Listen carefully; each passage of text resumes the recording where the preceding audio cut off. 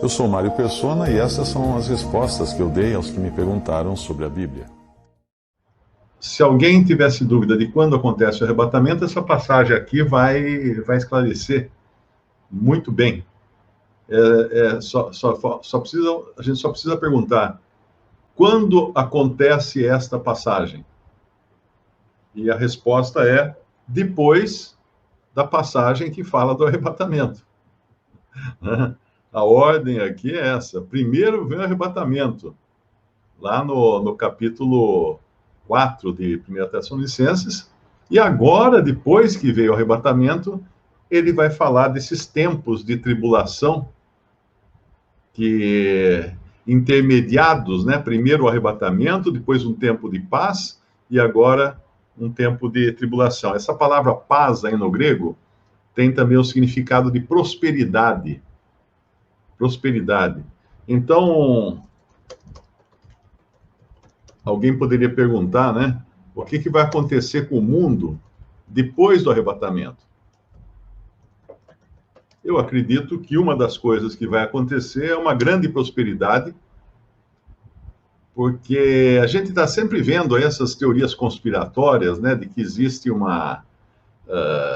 as nações querem matar metade da população do mundo, querem eliminar o ser humano, porque muita gente no mundo realmente atrapalha, né? A maioria atrapalha, usando em termos de mundo, né? Em termos de interesses do mundo.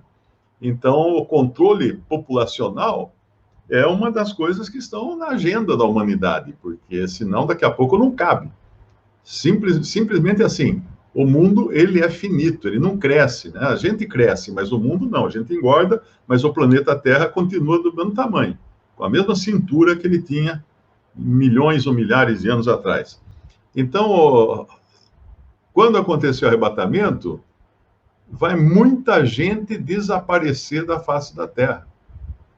Importante pensar nisso, né? Porque as pessoas simplesmente vão sumir e vão deixar para trás tudo. Sabe aquela Mercedes que você tanto queria ter do seu vizinho?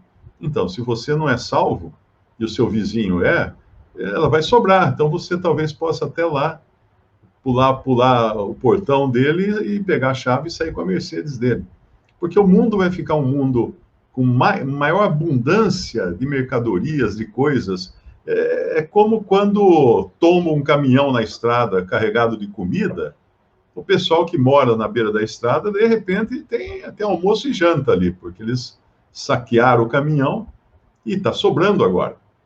Então, esse vai ser o mundo de prosperidade. Existem outros fatores também que tornam o mundo, depois do arrebatamento, mais próspero.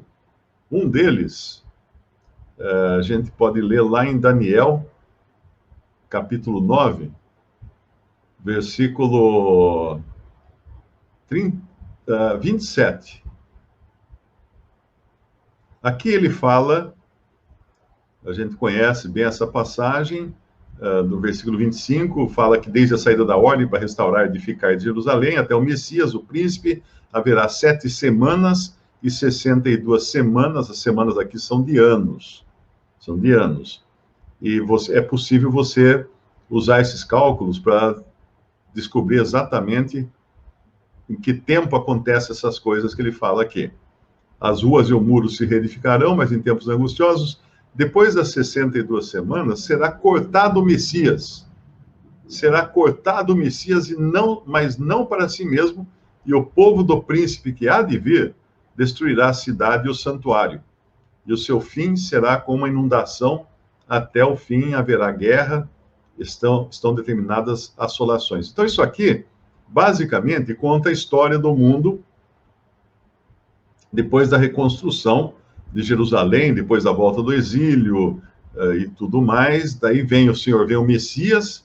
O Messias veio ao mundo já no começo desse 2000 anos atrás, mais ou menos, né? Veio o Messias, mas o que aconteceu? Ele foi cortado. O que quer dizer que ele foi cortado? Ele foi morto. Ele foi morto, o Messias. e o povo do príncipe que há de vir, não é o príncipe que há de vir, é o povo desse príncipe futuro. Então, haverá um príncipe futuro, cujo povo já existia, claro que não eram as mesmas pessoas, né? Mas o povo já existia como povo. Na época ali da morte do Senhor Jesus, o povo do príncipe que há de vir destruirá a cidade e o santuário. Isso aqui aconteceu no ano 70 depois de Cristo, mas o príncipe não estava lá ainda, o povo estava. Que povo? O povo romano.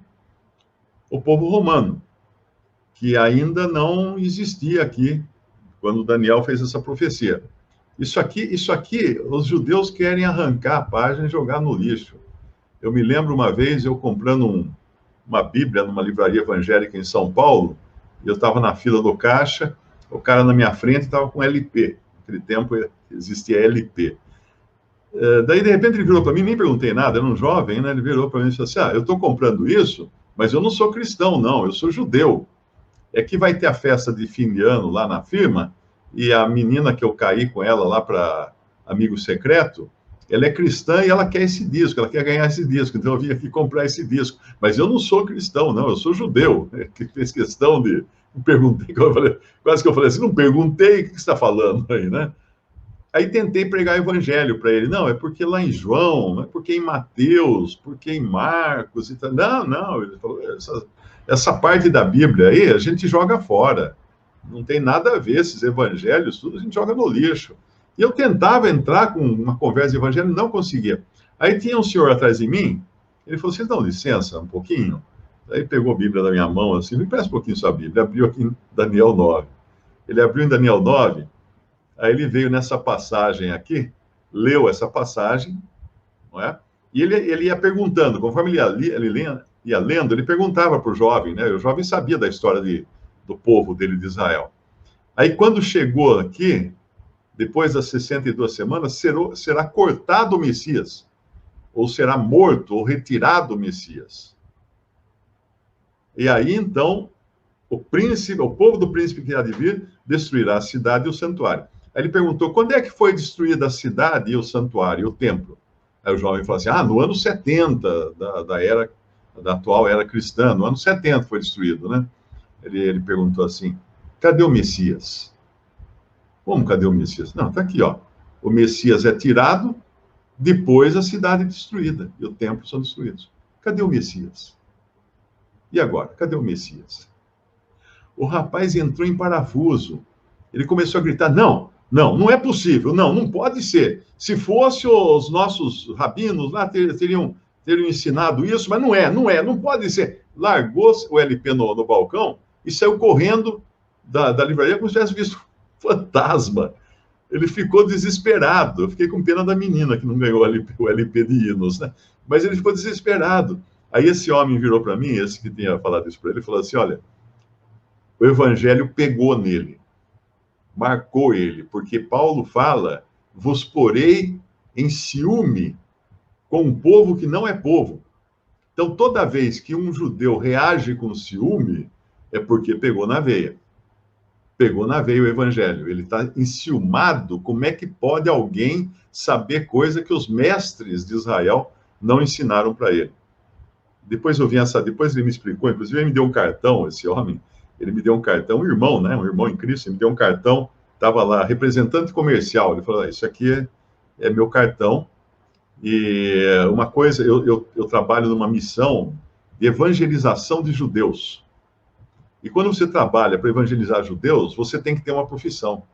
Você não pode falar que é pastor, missionário, padre, né? Você tem que ter uma profissão. Então, eu sou representante comercial, registrei uma empresa de representação comercial, porque se você falar que é qualquer coisa clerical, você é um clérigo, eles não querem nem ouvir o resto da conversa. Eu achei muito interessante essa abordagem dele. Então, aqui, em Daniel, deixa muito claro que o Messias seria tirado, depois disso o templo seria destruído, e a cidade seria destruída. Agora, esse príncipe não está aqui em Daniel, porque ele ainda é futuro. Esse príncipe é futuro. É o príncipe que há de vir, que é o que vai fazer aliança no versículo 27 de Daniel 9, ele firmará aliança com muitos por uma semana, ou seja, por 7 anos. E na metade da semana fará cessar o sacrifício e a oblação, e sobre a asa das abominações virá o assolador, e isso até a consumação. E o que está determinado será derramado sobre o assolador. Então, no meio da semana, no meio dos 7 anos, ele vai interromper o contrato que ele vai fazer. Ele vai assinar um contrato, é o que fala aqui. Vai firmar uma aliança, firmar um contrato, um concerto. E esse concerto que ele vai firmar é aquilo que o mundo espera. O que o mundo espera hoje? Paz e segurança. Prosperidade e segurança. É isso que o mundo espera. Para que tem a ONU, todas essas instituições? Porque eles querem encontrar paz. O mundo, esse paz e segurança não é hoje, né? Hoje é coronavírus e insegurança. E guerra, né? Para todo lado tem guerra agora.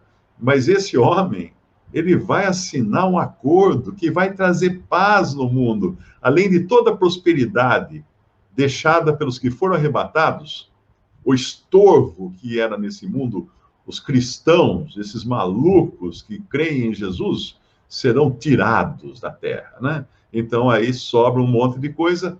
O mundo tem paz e prosperidade, tem um concerto feito aqui com o anticristo, esse concerto com a morte, né? A gente lê outra passagem, e aí fica todo mundo feliz, né? Vai ser uma alegria, vai ser 3 anos e meio de total alegria para o mundo, que eu não vou participar. Sinto muito dizer para vocês aí também que estão ouvindo, se vocês creem no Senhor Jesus, vocês vão perder esse período. Sinto muito, não está incluído no nosso contrato. Essa alegria, essa paz. Você esperava ver paz e prosperidade no mundo? Eu vou sugerir, não espere chegar a paz e prosperidade nesse mundo. É melhor você não querer estar no dia em que paz e prosperidade chegarem nesse mundo. Então, o que nós vemos aqui no nosso capítulo de 1 Tessalonicenses, capítulo 5, a gente já percebe que isso aqui veio depois do capítulo 4, que fala do arrebatamento. Aí ele fala no versículo 1, meus irmãos, acerca dos tempos e das estações, não necessitais de que vos escreva. Por quê? Porque isso aqui, para os tessalonicenses, era óbvio. E para nós deveria ser também, porque ele vai tratar agora de períodos, né? Então, nós temos que ter discernimento para saber que há um tempo que acabará a permanência da igreja na Terra. E há estações. O que são estações? O que é tempo? Tempo é período de tempo, né? 24 horas, 30 dias, 365 dias. Tempo é tempo. Agora, as estações são eventos que marcam um tempo. Por exemplo, eu podia falar que eu quase nem vim participar dessa live hoje, porque estava ameaçando cair um temporal, né? Só que eu não saí de casa desde março, então não tinha como perder, né? Mas quando a gente vai ter um evento, alguma coisa, fala assim, ih, rapaz, eu não sei se eu vou, porque está ameaçando um tempo aí, um temporal. Essas são as características do tempo. O tempo é o tempo. As estações são o que dão características ao tempo. Por exemplo, inverno é uma estação. O que é o inverno? É frio. E quando você percebe que começa a esfriar, você já sabe que está chegando o inverno. Então, quando você começa a perceber certos sinais no mundo, como nós estamos percebendo, hoje, né, os acontecimentos todos, nós sabemos que está chegando a estação. Não que a estação já esteja aqui. Da mesma forma que eu falei assim, eu quase não vim por causa que estava ameaçando chover. Não que choveu agora, não que eu estou na chuva. Não, mas eu vi sinais no céu, eu vi raios, eu vi trovões, as nuvens negras chegando, então eu deduzi que a chuva viria. E o cristão, ele tem que ficar atento também para esses indícios, né, de estações, porque lá em 1 Crônicas, a gente pode ler 1 Crônicas 12, quando Davi escolhe todos os seus assessores, né, todos os seus secretários, todos os que vão ajudá-lo no governo, e também os soldados, toda a equipe dele. a equipe de governo de Davi. Ele está agora tomando o reino, assumindo o reino. E no versículo 32 de 1 Crônicas 12, ele fala: e dos filhos de Issacar, 200 e seus chefes, destros na ciência dos tempos, para saberem o que Israel devia fazer, e todos os seus irmãos seguiam suas ordens. Na versão atualizada, fala dos filhos de Issacar, conhecedores da época. Então, essa capacidade de perceber as estações, né, os tempos e estações, todo cristão deveria ter para saber que nós estamos na beiradinha. Está faltando dar um ventinho e a coisa começa. Então, aqui, no nosso capítulo, voltando ao nosso capítulo de 1 Tessalonicenses, nós vemos que ele fala dos tempos e das estações. Mas tem um capítulo em Mateus 16, em Mateus 16, chegando os seus fariseus e os saduceus para o tentarem, pediam-lhe que lhes mostrasse algum sinal do céu, mas ele respondendo disse: quando é chegada a tarde, dizeis, haverá bom tempo, porque o céu está rubro, e pela manhã, hoje haverá tempestade, porque o céu está de um vermelho sombrio. Hipócritas, sabeis discernir a face do céu, e não conheceis os sinais dos tempos? Então aqui ele já alertava para essa habilidade ou discernimento de conhecer o sinal dos tempos. Agora, uma outra dica importante aqui, nesse capítulo de Tessalonicenses, comparando com o capítulo 4 anterior, no capítulo 4 nós vemos, não quero, porém, irmãos, que vós sejais ignorantes, para que não vos entristeçais como os demais que não têm esperança, porque se nós cremos que Jesus morreu, assim também aos que Jesus dormem, Deus os tornará a trazer com ele. Dizemos isto pela palavra do Senhor, que nós, os que ficarmos vivos para a vinda do Senhor, não precederemos os que dormem, porque o mesmo Senhor descerá do céu com alarido, com voz de arcanjo, com a trombeta de Deus, e os que morreram em Cristo ressuscitarão primeiro. Depois nós, os que ficarmos vivos, seremos nós arrebatados juntamente com eles nas nuvens a encontrar o Senhor nos ares, e assim nós estaremos sempre com o Senhor. Se você observou, todos os pronomes aqui está falando dos cristãos. Nós.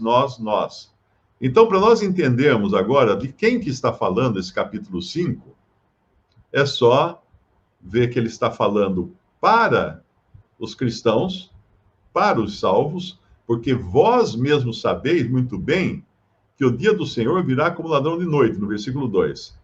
Aí no versículo 3, porque quando eles disserem a paz e segurança, então lhes sobrevirá, ou seja, sobrevirá a eles, ele está falando dos perdidos aqui, repentina destruição com as dores de parto, aquela que está grávida, de modo nenhum eles escaparão.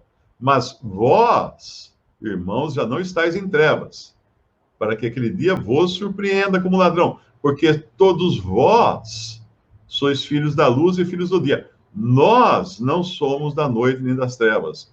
Não durmamos nós, pois, como os demais eles, mas vigiemos e sejamos sóbrios. Então, isso aqui já é uma dica importante para a gente saber que o Senhor está dividindo na sua palavra nós e eles. Nós, salvos por Cristo, que iremos no arrebatamento, no capítulo 4, e eles, perdidos, que ficarão na terra, no capítulo 5.